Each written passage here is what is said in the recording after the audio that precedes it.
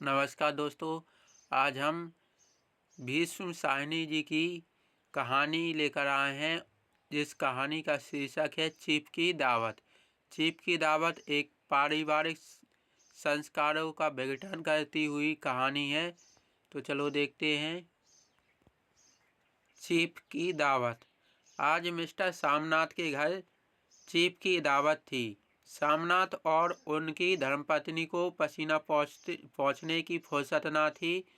पत्नी dressing gown पहने, उलझे हुए बालों का जूड़ा बनाए, मुंह पर फैली हुई सुर्खी और पाउडर को भूले, और मिस्टर सामनाथ सिगरेट पर सिगरेट फूंकते हुए चीज़ों की फेरिस्त हाथ में थामे एक कमरे से दूसरे कमरे में आ जा रहे थे। आखिर 5 बजते बजते तैयारी मुकम्मल होने लगी। कुर्सियाँ, मेज, तिपाइयाँ, नैपकिन, फूल सब बरामदे में पहुँच गए। ड्रिंक का इंतजाम बैठक में कर दिया गया। अब घर का फालतू सामान अलमारियों के पीछे और पलंगों के नीचे छिपाया जाने लगा। तभी सामनाथ के सामने सहसा एक अड़चन खड़ी हो गई। माँ का क्या होगा? इस बात की ओर ना उनका ना उनकी कुशल गृहिणी का ध्यान गया था। मिस्टर सामनाथ श्रीमती की ओर घूरकर अंग्रेजी में बोले, माँ का क्या होगा?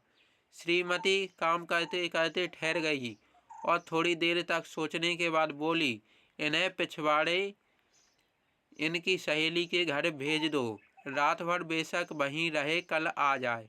सामनाथ सिगरेट मुंह में रखे सिकुड़ी आंखों से श्रीमती के चेहरे की ओर देखते हुए पल भर सोचते रहे।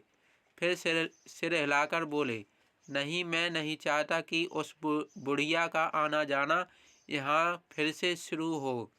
पहले ही बड़ी मुश्किल से बंद किया था। माँ से कहे कि जल्दी ही खाना खा के शाम को ही अपनी कोठरी में चली जाए। मेहमान कहीं 8 बजे आएंगे।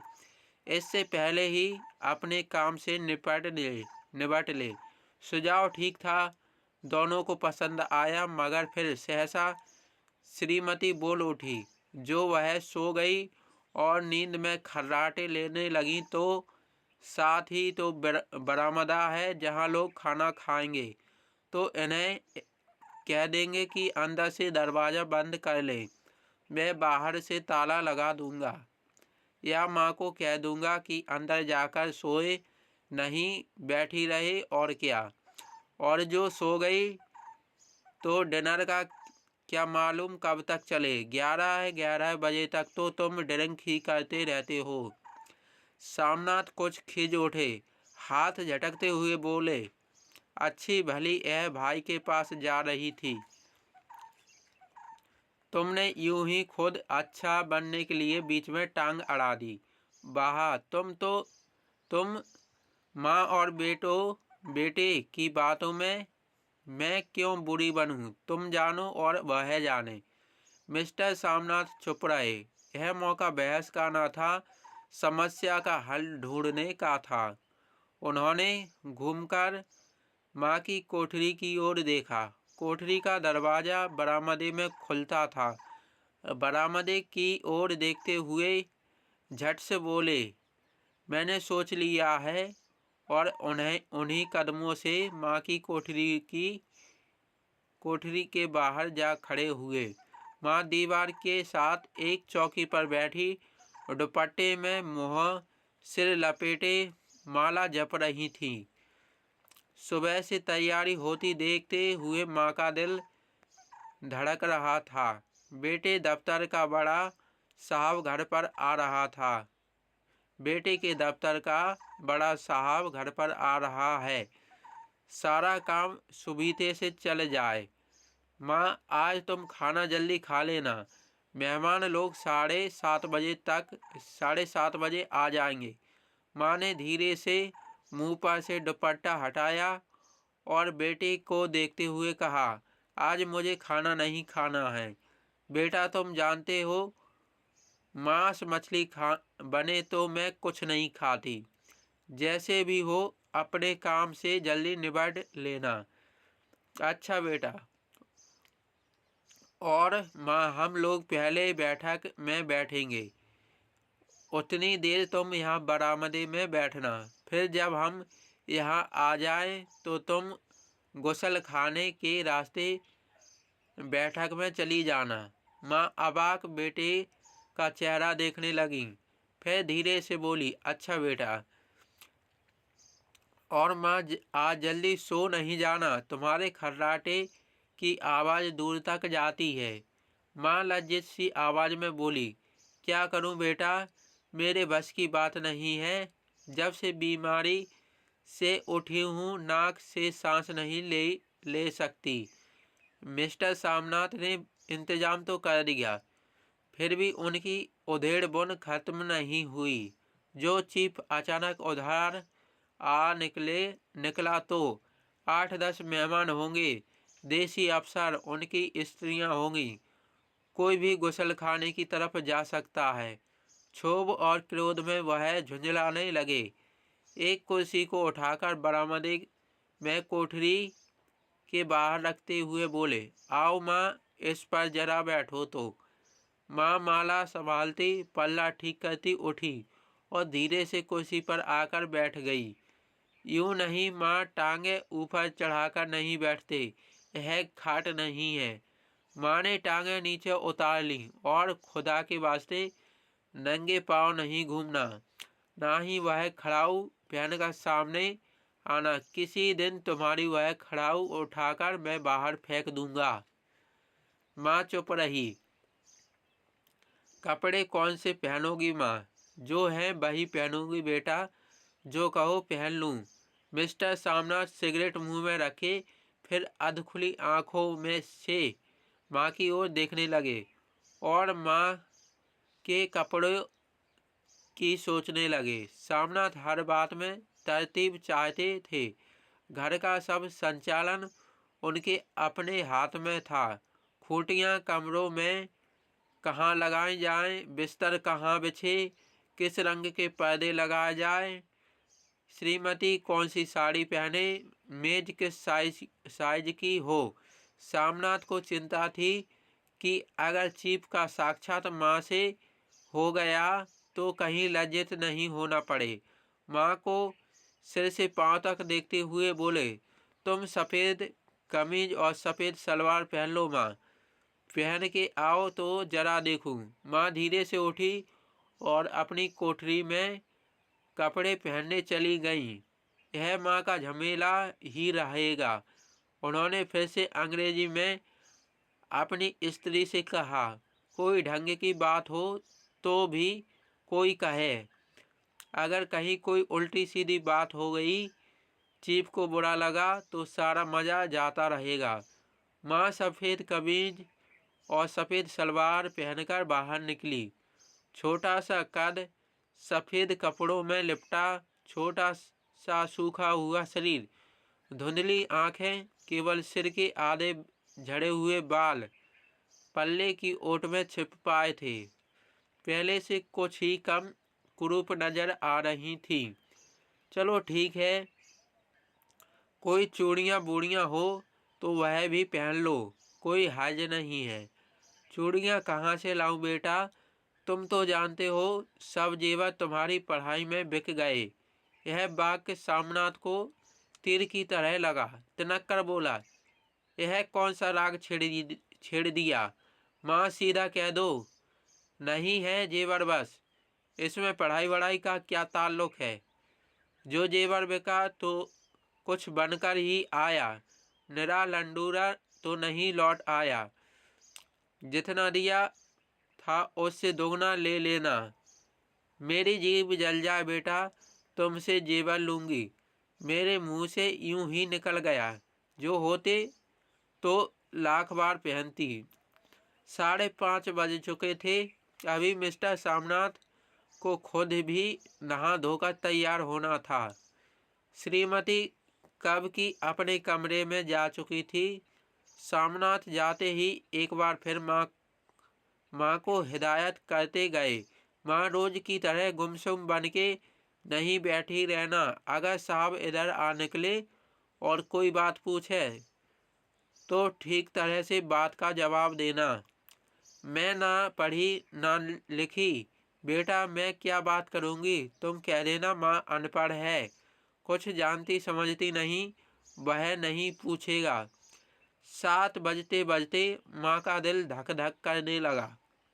अगर चीफ सामने आ गया और उसने कुछ पूछा तो वह क्या जवाब देगी। अंग्रेजी को तो दूर से ही देखकर वह घबरा उठती थी। यह तो अमरीकी है, ना मालूम क्या पूछे, मैं क्या कहूँगी। माँ का जी चाहा कि चुपचाप पिछवाड़े विधवा सहेली के घर चली जाए, मगर बेटे के हुक्म को कैसे टाल सकती थी।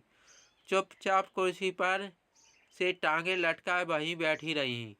एक कामयाब पार्टी वह है जिसमें ड्रिंक कामयाबी से चले जाए। सामनाथ की पार्टी सफलता के शिखर चूमने लगी।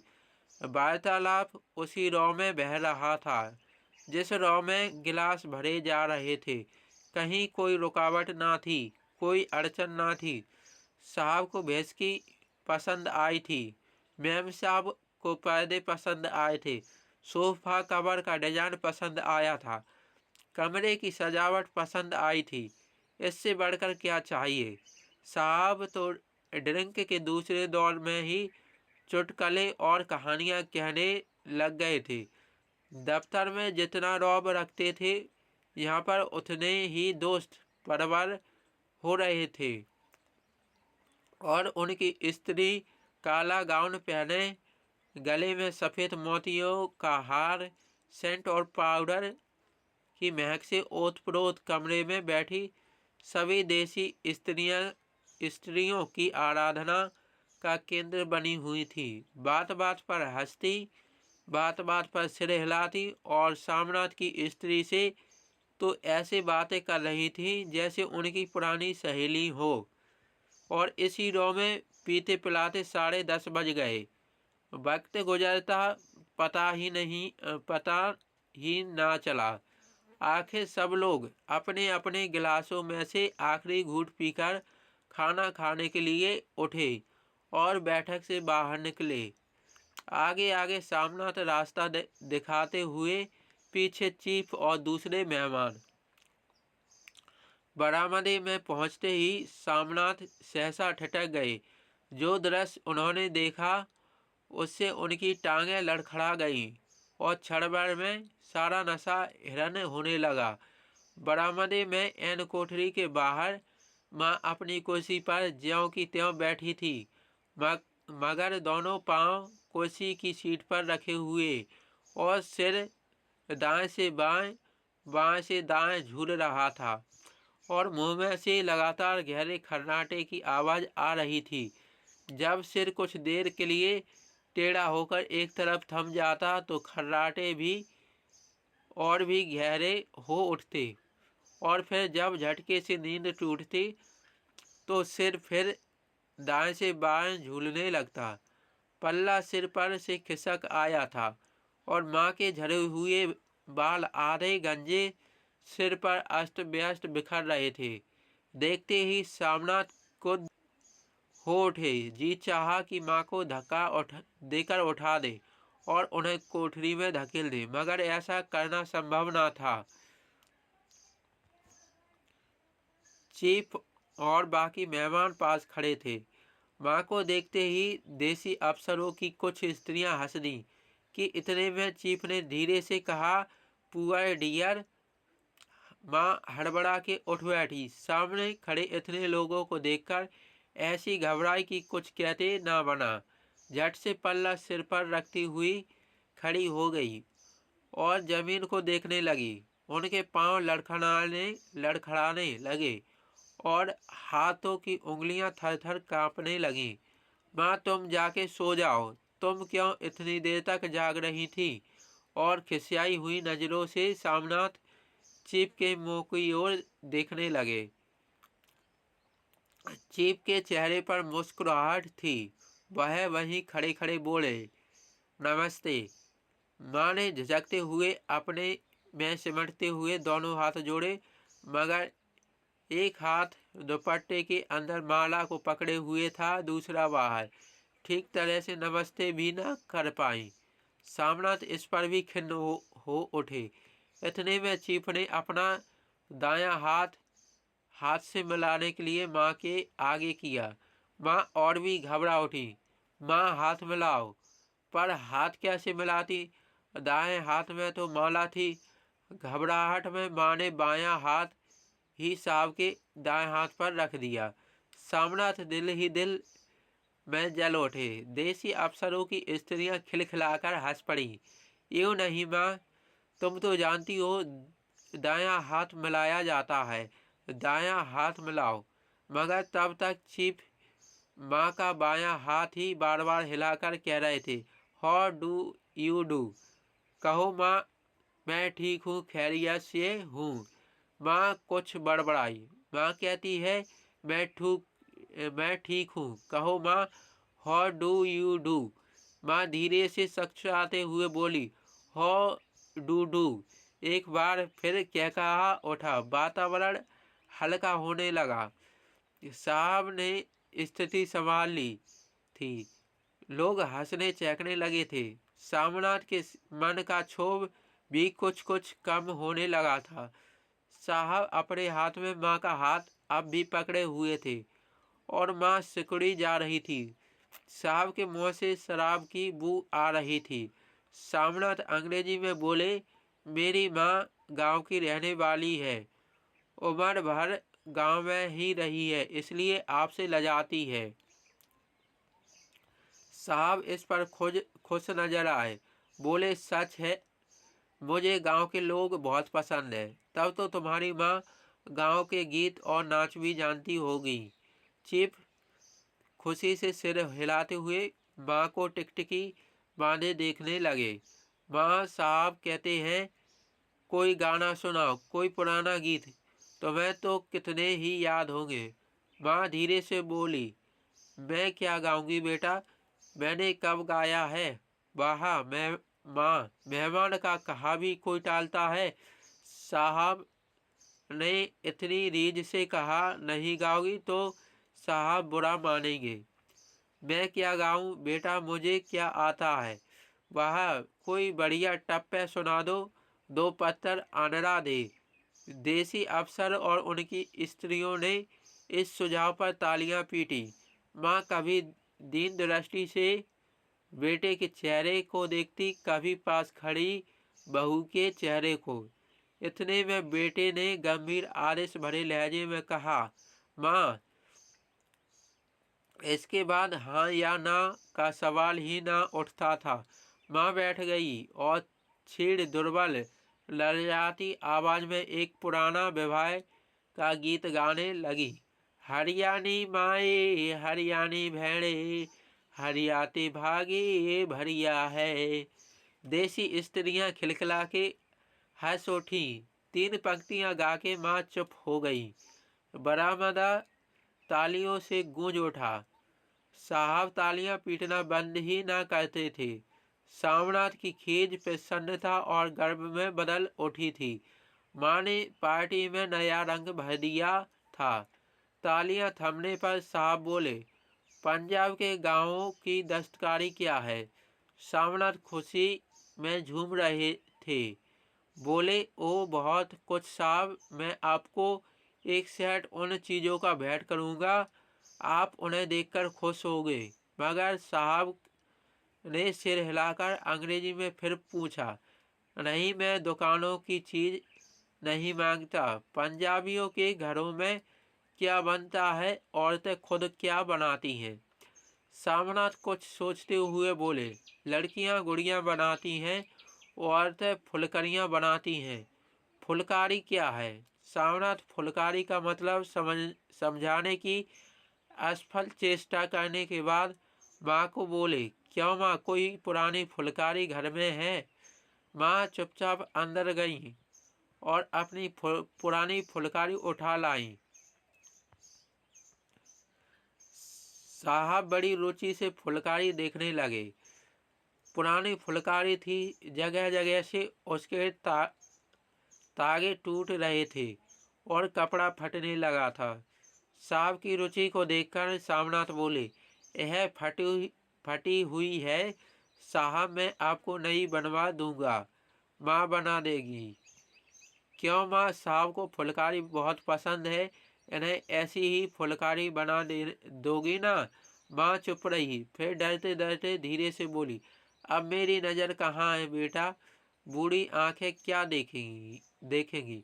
मगर माँ का वाक्य बीच में ही तोड़ते हुए सामनाथ साहब को बोले, वह जरूर बना देंगी, आप उसे देखकर खुश हो गए। साहब ने सिर हिलाया, धन्यवाद किया और हल्के हल्के झूमते हुए खाने की मेज की ओर बढ़ गए। बाकी मेहमान भी उनके पीछे पीछे हो लिए। जब मेहमान बैठ गए और माँ पर से सबकी आंखें हट गईं, तो माँ धीरे से कुर्सी पर से उठी और सबसे नजरें बचाती हुई अपनी कोठरी में चली गईं। मगर कोठरी में बैठने की देर थी कि आंखों से छल छल आंसू बहने लगे। वह दुपट्टे से बार बार उन्हें पहुँचती, पर वह बार बार उमड़ आते, जैसे बरसों का बांधा तोड़कर उमड़ आए हो। माँ ने बहू तेरा दिल को समझाया, हाथ जोड़े, भगवान का नाम लिया, बेटे के चिरायु होने की प्रार्थना की, बार बार आंखें बंद की, मगर आंसू बरसात के पानी की तरह जैसे थमने में ही न आते थे। आधी रात का वक्त होगा। मेहमान खाना खाकर एक एक करके जा चुके थे। माँ दीवार से सटकर बैठी, आंखें फाड़े दीवार को देखे जा रही थी। घर के वातावरण में तनाव ढीला पड़ चुका था। मोहल्ले की निस्तब्धता सामनाथ के घर पर भी छा चुकी थी। केवल रसोई में प्लेटों के खनकने की आवाज़ आ रही थी। तभी सहसा माँ की कोठरी का दरवाज़ा जोर से खटकने लगा। माँ, दरवाज़ा खोलो। माँ का दिल बैठ गया, हड़बड़ाकर उठ बैठी। क्या मुझसे फिर कोई भूल हो गई? माँ कितनी देर से अपने आप को कोस रही थी, फिर कि क्यों उसे नींद आ गई, क्यों वह ऊँघने लगी। क्या बेटे ने अभी तक क्षमा नहीं किया? माँ उठी और कांपते हाथों से दरवाज़ा खोल दिया। दरवाज़ा खुलते ही सामनाथ झूमते हुए आगे बढ़ आए और माँ को आलिंगन में भर लिया। ओ मम्मी, तुमने तो आज रंग ला दिया। साहब तुमसे इतना खुश हुआ कि क्या कहूँ। ओ अम्मी, ओ अम्मी। माँ की छोटी सी काया सिमटकर बेटे के आलिंगन में छिप गई। माँ की आंखों में फिर आंसू आ गए। उन्हें पहुँचते हुए धीरे से बोली, बेटा तुम मुझे हरिद्वार भेज दो, मैं कब से कह रही हूँ। सामनाथ का झूमना सहसा बंद हो गया और उनकी पेशानी पर फिर तनाव के बल पड़ने लगे।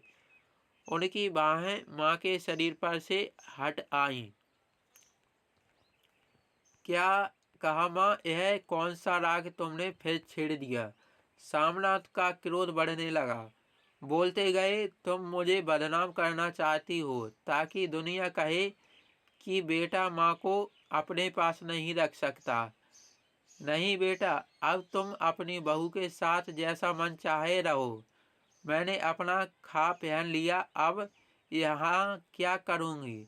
जो थोड़े दिन जिंदगानी के बाकी हैं, भगवान का नाम लूँगी। तुम मुझे हरिद्वार भेज दो। तुम चली जाओगी तो फुलकारी कौन बनाएगा? साहब से तुम्हारे सामने ही फुलकारी देने का इकरार किया है। मेरी आंखें अब नहीं है बेटा जो फुलकारी बना सकूं। तुम कहीं और से बनवा लो, बनी बनाई ले लो। माँ, तुम मुझे धोखा देके यूं चली जाओगी, मेरा बनता काम बिगाड़ोगी। जानती नहीं साहब खुश होगा तो मुझे तरक्की मिलेगी। माँ चुप हो गई। फिर बेटे ने मुंह की ओर देखते हुए बोली, क्या तेरी तरक्की होगी? क्या साहब तेरी तरक्की कर देगा? क्या उसने कुछ कहा है? कहा नहीं, मगर देखती नहीं कितना खुश गया है। कहता था जब तेरी माँ फुलकारी बनाना शुरू करेगी तो मैं देखने आऊँगा कि कैसे बनाती है। जो साहब खुश हो गया तो मुझे इससे बड़ी नौकरी भी मिल सकती है। मैं बड़ा अफसर बन सकता हूँ। माँ के चेहरे का रंग बदलने लगा। धीरे धीरे उसका झुर्रियों भरा मुंह खिलने लगा। आंखों में हल्की हल्की चमक आने लगी। तो तेरी तरक्की होगी बेटा, तरक्की यूं ही हो जाएगी। साहब को खुश रखूंगा तो कुछ करेगा, वरना उसकी खिदमत करने वाले और थोड़े हैं तो मैं बना दूंगी। बेटा जैसा बन पड़ेगा बना दूंगी। और माँ दिल ही दिल में फिर बेटे के उज्जवल भविष्य की कामना करने लगी। और मिस्टर सामनाथ अब सो जाओ माँ कहते हुए तनिक लड़खड़ाते हुए अपने कमरे की ओर घूम गए। तो दोस्तों यह एक कहानी थी चीफ की दावत। आशा करते दोस्तों आपको यह कहानी पसंद आई होगी। अगर आपको कहानी अच्छी लगी हो तो अपने दोस्तों के साथ इस कहानी को शेयर करें, वीडियो को लाइक करें। और जो दोस्त हमारा इस चैनल पर पहली बार आए हैं, हमारे इस चैनल पर यूट्यूब चैनल पर पहली बार आए हैं, वह हमारे इस यूट्यूब चैनल को सब्सक्राइब कर लें। साथ में बेल आइकन को भी दबा दें, जिससे हम इसी तरह की कोई कहानी यूट्यूब चैनल पर अपलोड करें तो उसकी सूचना आपको सबसे पहले मिल सके। वीडियो देखने के लिए बहुत बहुत धन्यवाद।